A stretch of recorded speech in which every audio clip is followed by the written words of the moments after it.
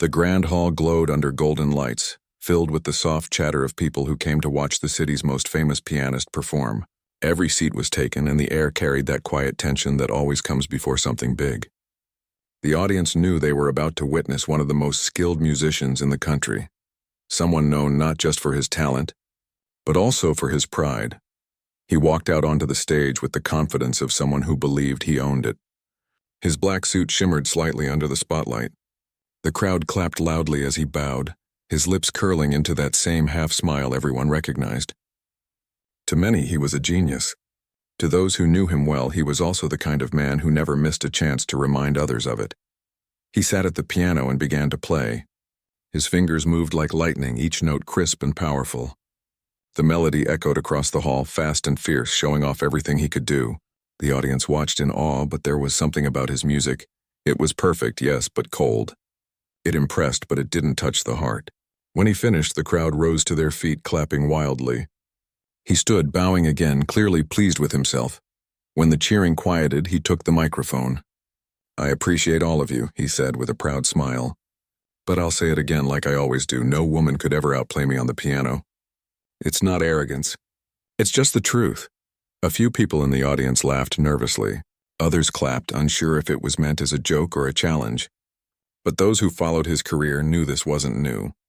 He had made the same claim many times before, sometimes during interviews, sometimes on stage. He believed that music, real music, as he called it, was too demanding, too precise, and too powerful for women to master better than him. Backstage, a few musicians exchanged glances, shaking their heads. They admired his talent, but wished he wasn't so full of himself. Some even avoided playing at the same events as him, knowing he liked to turn music into a contest instead of an art. As the applause faded, he continued talking. "I've challenged many over the years," he said, pacing slightly, his voice full of confidence. "Some tried and some were good, but none have ever beaten me. None have played better. It's just how it is." The crowd reacted with a mix of laughter and unease. One woman sitting near the back lowered her head slightly, her hands resting quietly in her lap. She wasn't laughing. Her eyes stayed fixed on the stage, calm and steady. To her, music was not something to be used for pride. It was something to feel, something to share. When the performance ended, people moved out of the hall, still talking about his bold claim. Some agreed with him, saying no one could match his skill. Others found it rude, even insulting. But his words had already planted a seed, a challenge that would soon come back to him in a way he could never have imagined. A few days later, news about his statement began spreading online. Clips of his speech were shared everywhere, and people had mixed opinions. Some called him confident, others called him arrogant. Among the comments, one short message appeared that caught everyone's attention. It simply said, "Let's see if he can keep that confidence when I play." No name, no details, just that line. At first, no one took it seriously. But when the organizers of an upcoming international piano competition received a request from a female pianist asking to be included in the lineup, someone who hadn't performed publicly in years, people began to talk. There were whispers that she might be the one who sent that message. The arrogant pianist, of course, laughed when he heard the news. "Another one trying to make a name off me," he said during an interview. "It's fine. I'll play against her. Maybe she'll learn something from the experience." Behind his confident smile, he didn't believe she could truly challenge him. He had faced dozens of pianists in his career, men and women alike, and not one had ever shaken his confidence. He believed he was untouchable, an artist above emotion, above mistake. The night before the competition, he practiced in an empty hall. His fingers flew across the keys, fast and flawless. Each note came out clean, sharp, mechanical. But there was no warmth in the sound. The echo of his own playing filled the dark room, and for a brief moment he felt something strange. A small emptiness, a quiet that lingered after every note faded. He shook it off and smiled at his reflection in the glossy surface of the grand piano. "Perfection," he whispered to himself. The next morning, the competition began. The hall was once again full of people. Musicians, judges, reporters, and fans who had come not just to see beautiful music, but to see a clash of pride and talent. The woman arrived quietly. She didn't walk with a crowd or seek attention. Dressed simply, she carried only a small bag and her sheet music.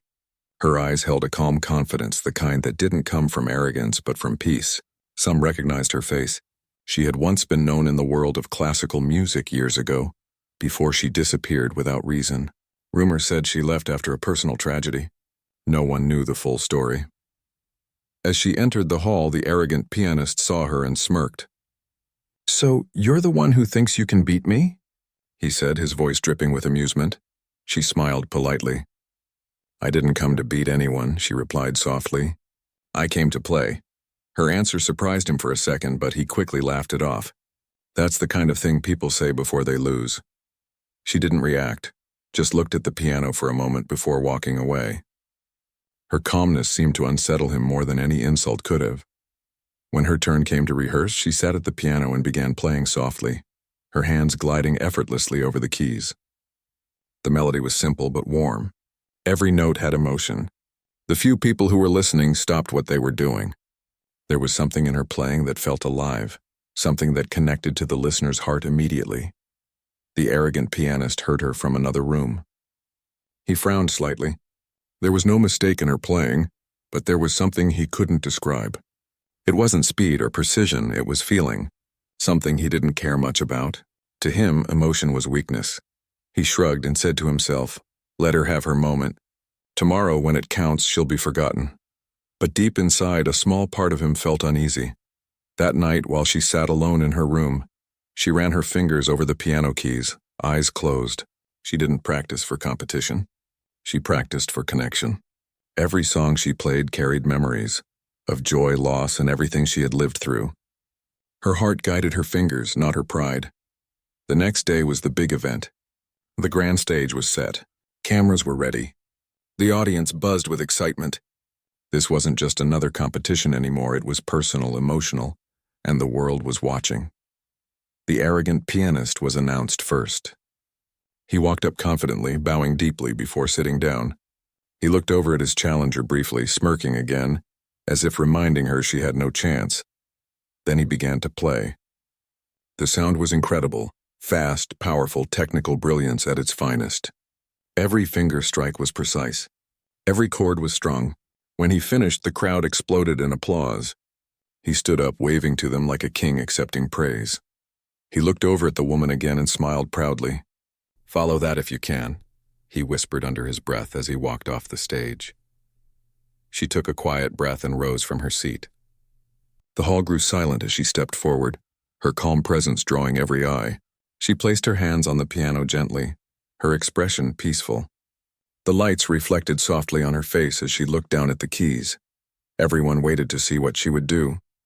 No one knew then that what was about to happen would become one of the most unforgettable performances in modern piano history.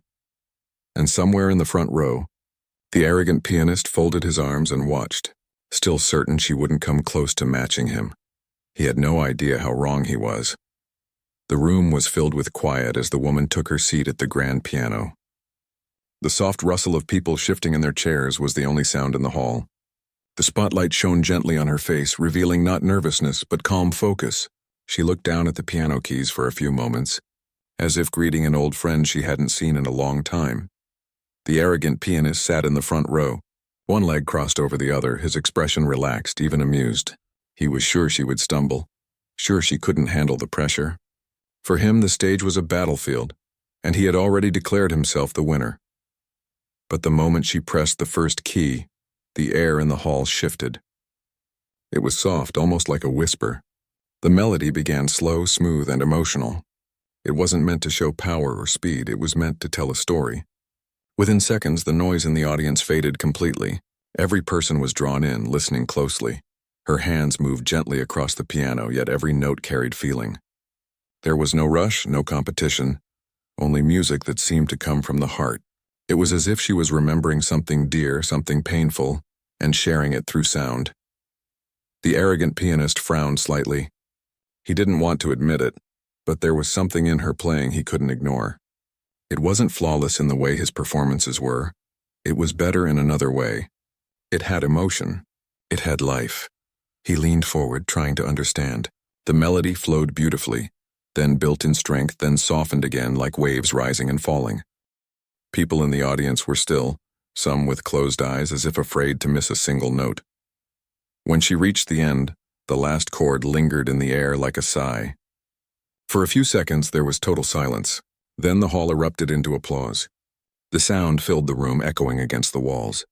People stood, clapping hard, some even wiping their eyes. She stood and bowed humbly, her expression peaceful. There was no pride, no victory in her face, only gratitude. The judges exchanged quiet looks. They had seen many performances, but this one was special. It wasn't just talent. It was something deeper, something that reminded them why music mattered in the first place. The arrogant pianist forced a smile. His applause came late and slow. He didn't want to show how much her performance had shaken him. When she walked off stage, he caught her eye. She nodded politely but said nothing. That silence spoke louder than any words could. Later that night, at the after-event gathering, people couldn't stop talking about her. Some called her brave, others said she brought soul back to the competition. The arrogant pianist listened quietly as groups around him praised her performance. He hated the feeling growing inside him, a mix of jealousy and curiosity. Finally, he walked up to her. She was standing near the back of the room, holding a cup of tea, quietly smiling as people congratulated her. When she saw him approach, she nodded respectfully. "You played well," he said flatly.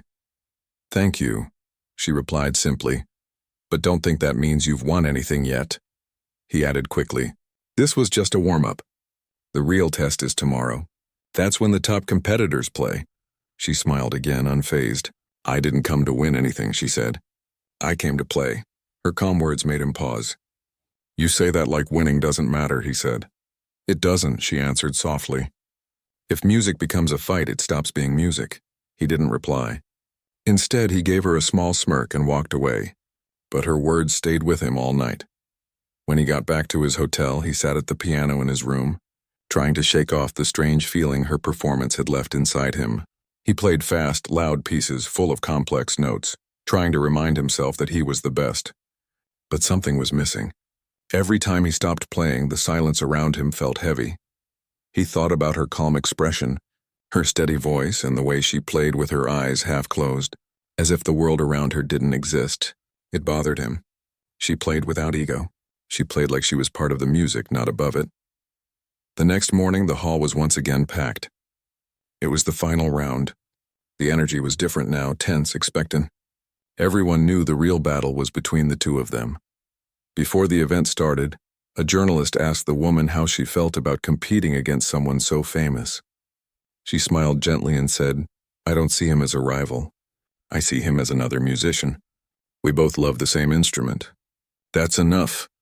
Her answer spread through the crowd like a quiet wave. People admired her calmness. When the arrogant pianist heard her comment backstage, he rolled his eyes. "Always pretending to be humble," he muttered under his breath. But deep down, her peaceful attitude made him uneasy. He was the first to perform again. The announcer introduced him with great enthusiasm, his long list of awards and achievements echoing through the speakers. He stepped onto the stage to loud applause. He started strong. The first notes were perfect, sharp, and full of confidence. His fingers moved like lightning, creating a sound that was flawless. Every detail was practiced, every chord calculated. The audience clapped loudly when he finished. But again, the applause felt polite, more respectful than emotional.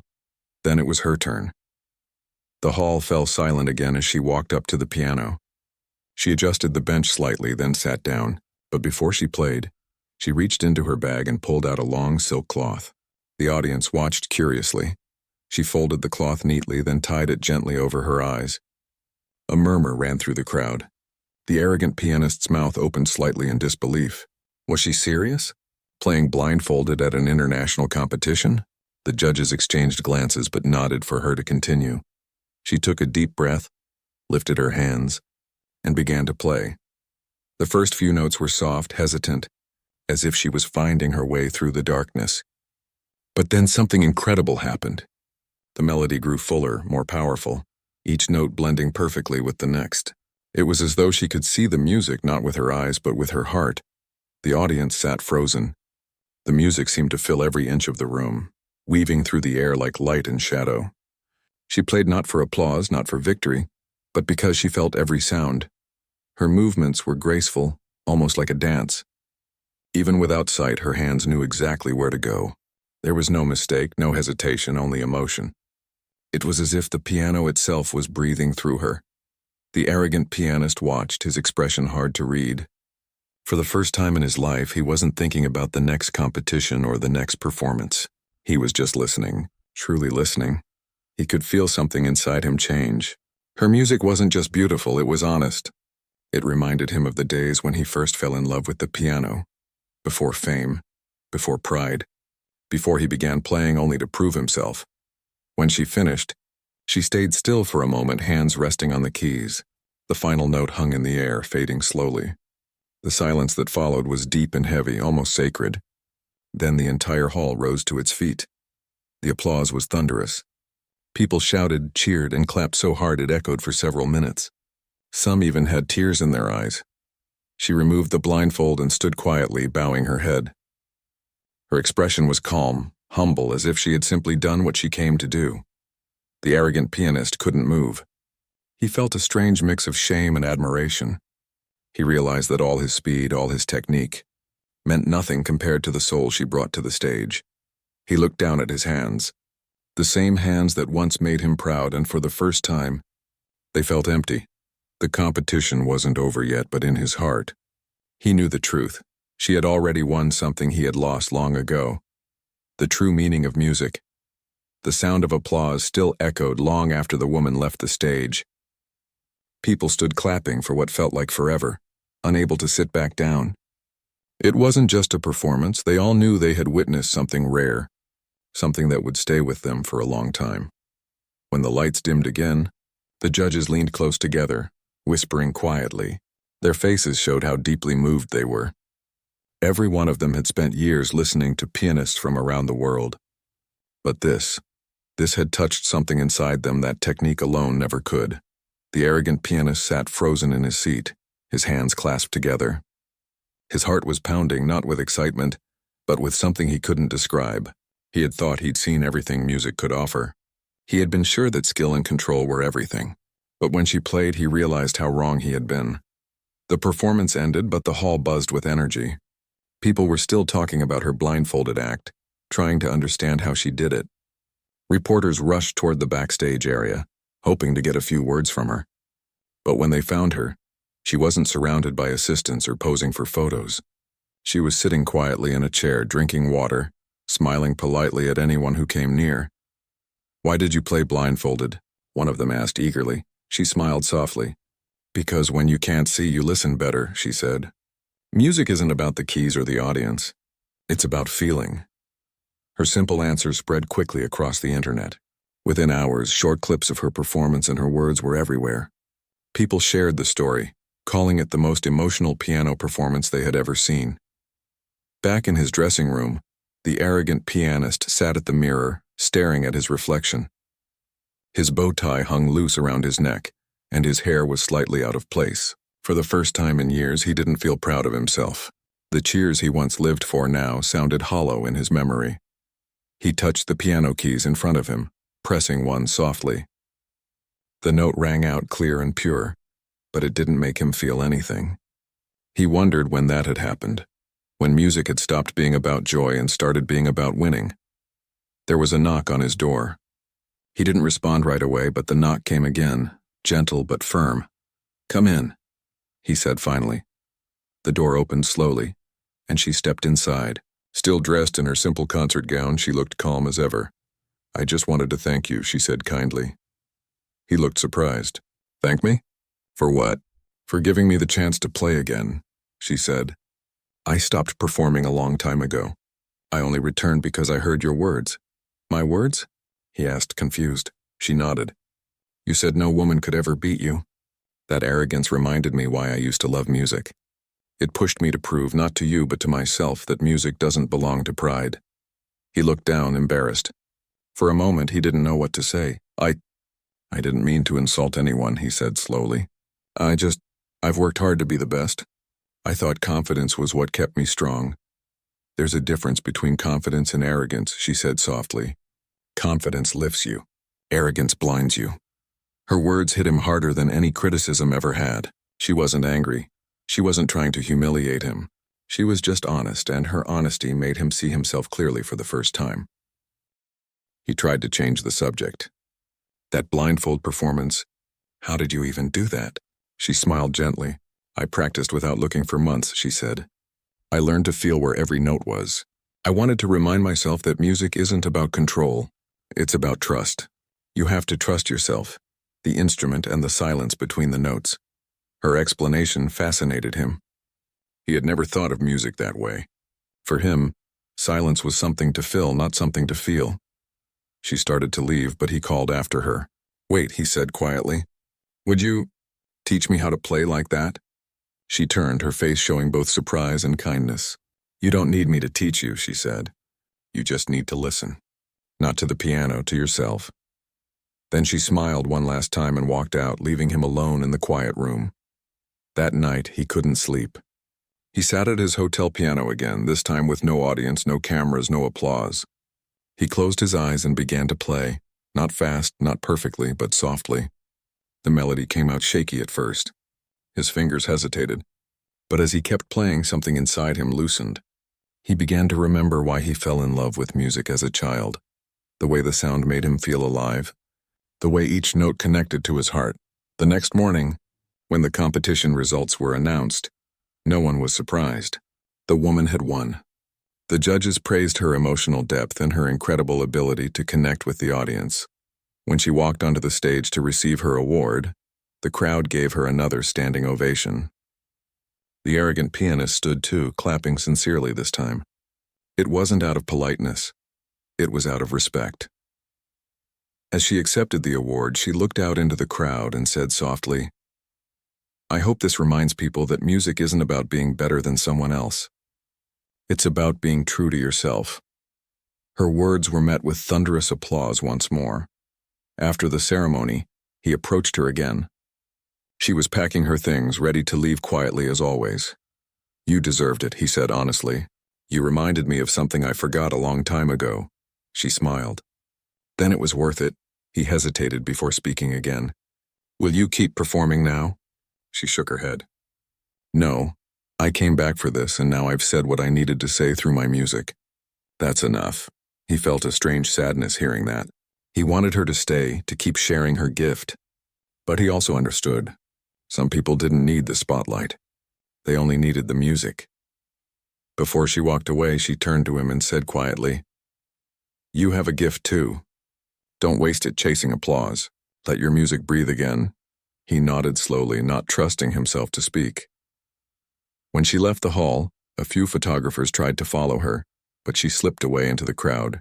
She didn't seek fame or attention. Her quietness made her even more mysterious, and her story spread around the world within days. Videos of her blindfolded performance went viral. People wrote about her humility, her grace, and the way she changed the meaning of competition. She became a symbol of pure artistry, a reminder that real talent doesn't shout. It speaks softly and touches the heart. Meanwhile, the arrogant pianist, once known for his ego, began to change. He stopped boasting in interviews. He stopped making public challenges. He started visiting music schools, talking to young pianists about emotion and humility. One day, a student asked him, Is it true that you were once unbeatable? He smiled faintly. I thought I was, he said, until someone taught me that music isn't a race. The student looked curious. Who taught you that? He paused, thinking of the woman's calm face, her blindfold, and the way she spoke so gently yet left such a deep impact. Someone who didn't need to see the keys to find the right notes, he said quietly. The student didn't fully understand but nodded with respect.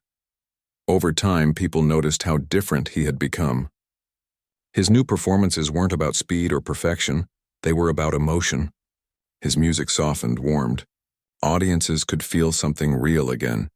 And every time he finished a concert, he bowed deeply, not to the crowd but to the piano, as if thanking it for bringing him back to the heart of music. Though they never saw each other again, he often thought of her. Sometimes, when he closed his eyes and played softly in an empty hall, he imagined she was somewhere in the world doing the same, playing not to prove, not to win, but simply to feel. That thought alone kept him humble. And for the first time in his life, he felt peace when he played. Months passed after the unforgettable competition. The world moved on, but people still talked about the blindfolded pianist who played from her heart and silenced arrogance with grace.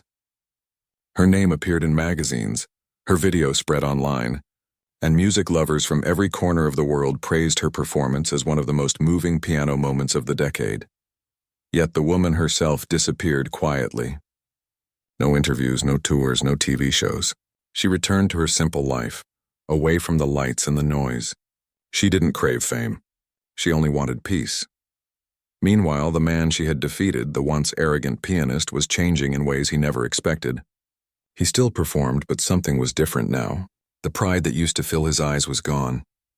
His playing had changed too. His music, once sharp and cold, now carried warmth and emotion. People noticed it.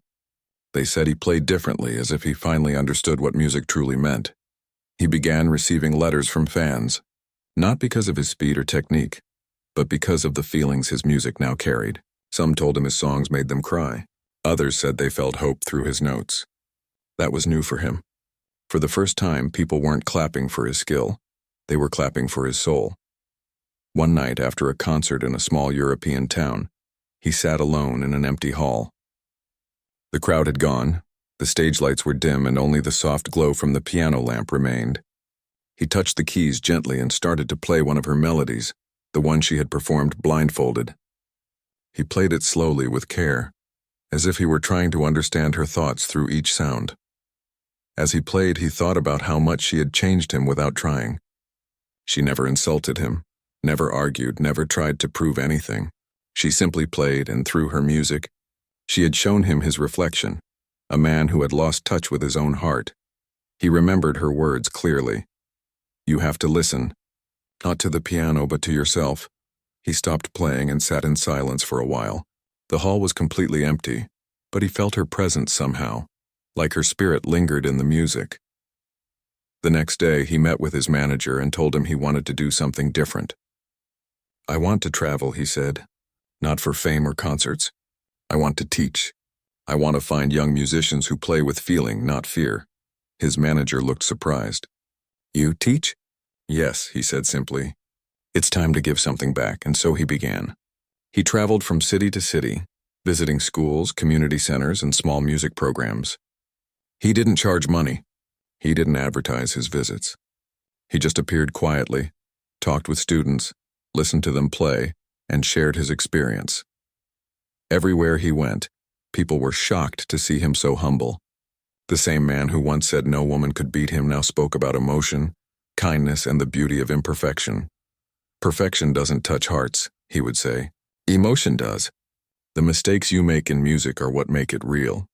Word spread about his new journey. Journalists tried to interview him, but he often declined. When one reporter finally caught him after a class and asked what caused his transformation, he smiled and said, "A woman who played blindfolded taught me how to see." The story of his change reached the woman eventually. A friend showed her an article about him that described his travels and the new kind of musician he had become. She smiled quietly, her eyes soft with understanding. She was happy he had learned the lesson she had hoped he would. A few months later, fate brought them together again. He was visiting a coastal town known for its music festival. The festival wasn't for fame or competition, it was for love of music. Artists of all ages came to play freely. No judges, no awards, just people sharing what they loved. As he walked through the small streets filled with sounds of pianos, violins, and laughter, he heard something that made him stop. A melody floated through the air, gentle, soulful, familiar. He followed the sound down a narrow path and into a small open-air courtyard.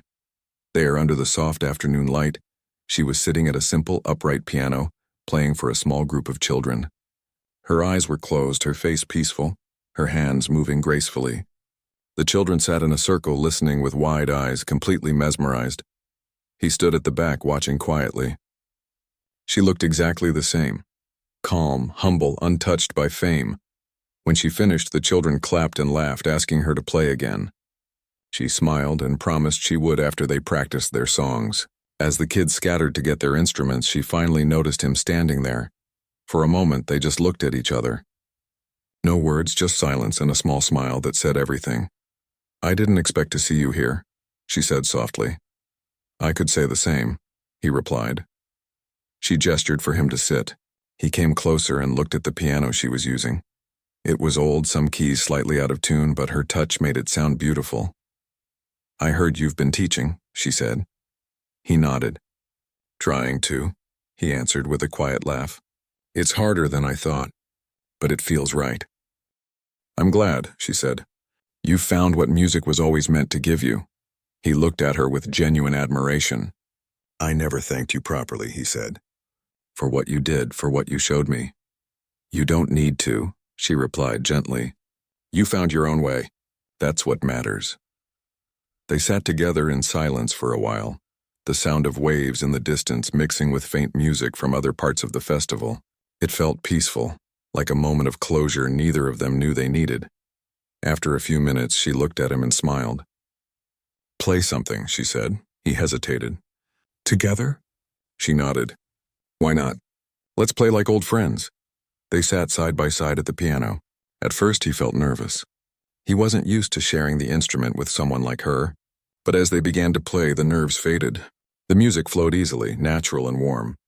She followed his rhythm without looking. He followed her lead without words. It was as if their hearts spoke through the keys. People walking by stopped to listen. Soon a small crowd gathered around them. The melody grew richer, deeper, full of emotion. When they reached the final note, the courtyard erupted with applause. He looked at her and smiled genuinely. Something rare for him before. That felt right, he said.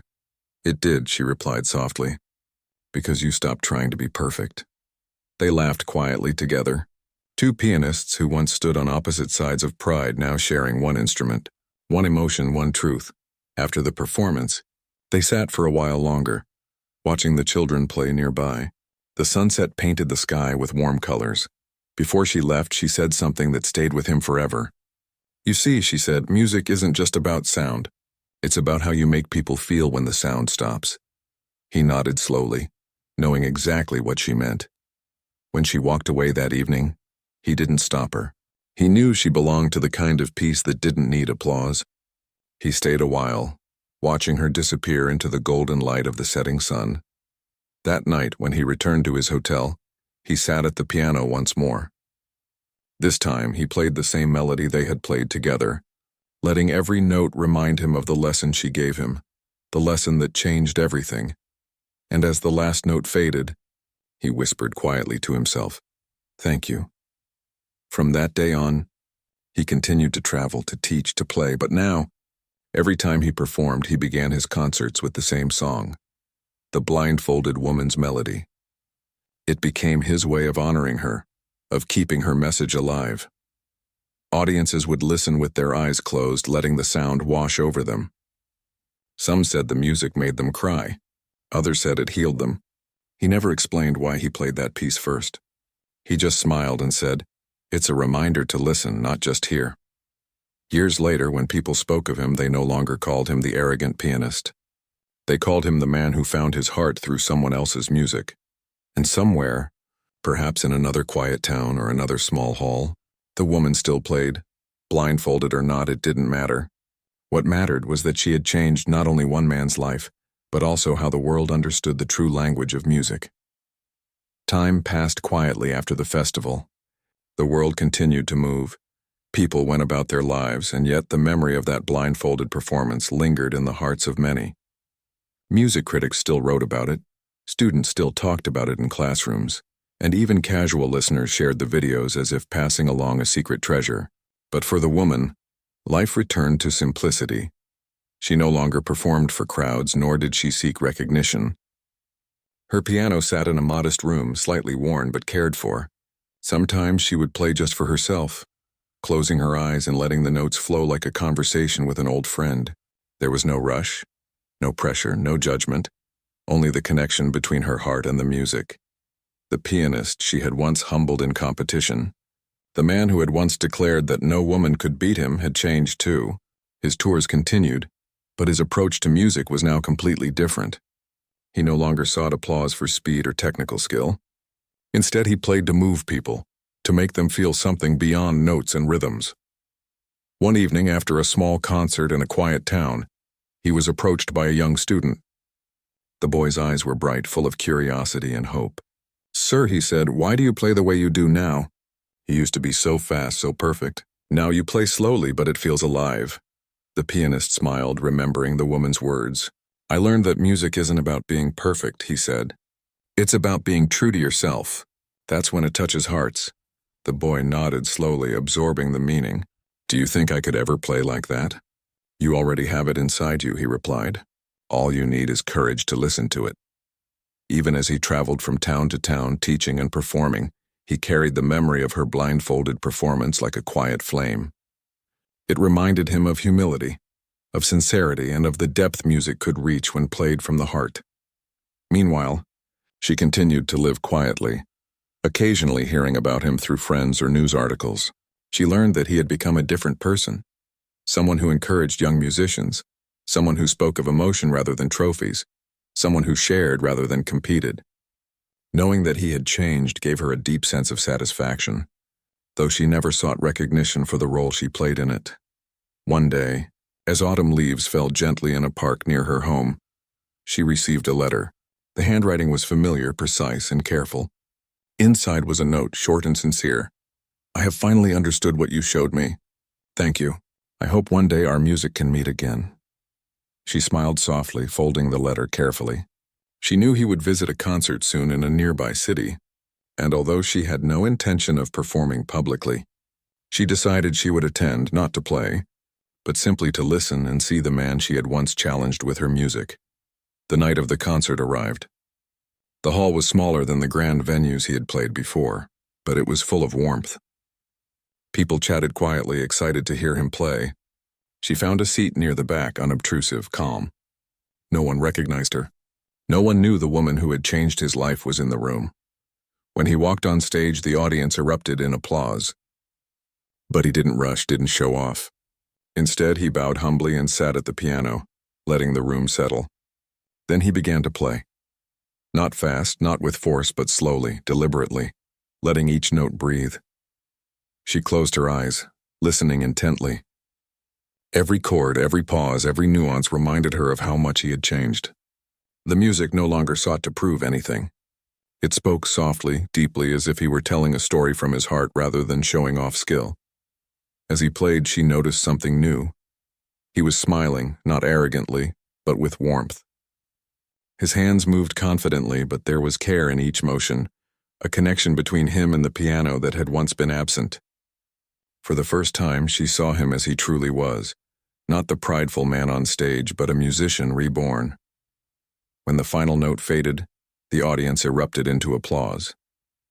This time it was different. People weren't clapping for speed or fame. They were clapping because the music had moved them, touched them, reminded them why they loved music in the first place. He stood, bowed deeply, and for the first time in years, he looked genuinely humble. Then almost instinctively his eyes scanned the room. When they found her, he froze for a moment. She smiled quietly, nodding slightly. That small gesture spoke volumes. In that instant, words were unnecessary. After the concert, the hall cleared quickly. He stayed behind, walking toward the back where she had been sitting. The two of them stood facing each other quietly, the energy between them calm but profound. "You've changed," she said softly. "So have you," he replied, "and not just in music. You've taught me to see what I had been blind to all along." She shook her head lightly, smiling. "I didn't teach you. You found it yourself. I just reminded you what you already knew." He chuckled quietly, a sound full of relief and respect. "Maybe, but reminders can change lives, can't they?" They talked for a long time that evening, sharing stories of journeys, mistakes, and lessons learned. He told her about the students who had surprised him with their own raw, emotional music. She told him about the quiet moments she spent playing just for herself, the way music had healed her over the years. For the first time in many years, they laughed together, not nervously, not politely, but freely. And in that laughter, they recognized the bond music had created between them, a bond that didn't need competition or recognition, only understanding. As the night grew late, they stepped outside. The streets were quiet, lit by the soft glow of street lamps. They walked slowly, listening to the sounds of the city, the wind carrying a faint rustle of leaves. "You know," she said, "you don't have to be perfect to make a difference. You already do every time you teach, every time you play with feeling." He nodded. "I've learned that, but seeing you play even once reminded me how far I had drifted. It gave me a chance to come back." She smiled softly, looking up at the sky. "And now you're back. That's all that matters." For a long while they walked in silence, comfortable in the quiet, listening to the rhythm of life around them. There was no need for applause, no need for validation. Music had brought them together, and it had taught them both lessons that went far beyond notes or competitions. Before parting ways, she turned to him one last time. "Promise me something," she said gently. "What?" he asked. "Keep listening. Not just to the piano, not just to others, but to yourself. That's how music stays alive." He nodded slowly, taking her words to heart. "I promise," and with that they went their separate ways. She disappeared into the quiet streets, returning to her life of solitude and simple joys, while he continued his journey, performing, teaching, and inspiring others with the music he now played from the heart. Years later, people still told the story of the blindfolded woman who defeated an arrogant pianist. But more than that, they told the story of the man who had learned humility, of the lesson that music was never about proving superiority, but about connection, emotion, and truth. The pianist often remembered her when he played. Sometimes he closed his eyes and imagined her beside him, smiling gently as the notes floated between them. And in those moments he understood fully. Greatness wasn't in being faster or louder. Greatness was in touching hearts. She remained a quiet presence in the world of music, never seeking fame, never performing for accolades. But her influence was everywhere. Students who learned from the pianist carried her lessons forward. Performances everywhere began to focus not on perfection, but on emotion.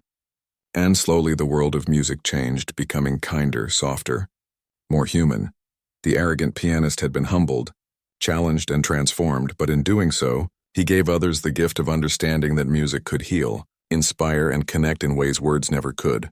And in the quiet corners of the world, the blindfolded pianist continued to play, her music reaching those who were willing to listen, her lessons living on through every note that touched a heart.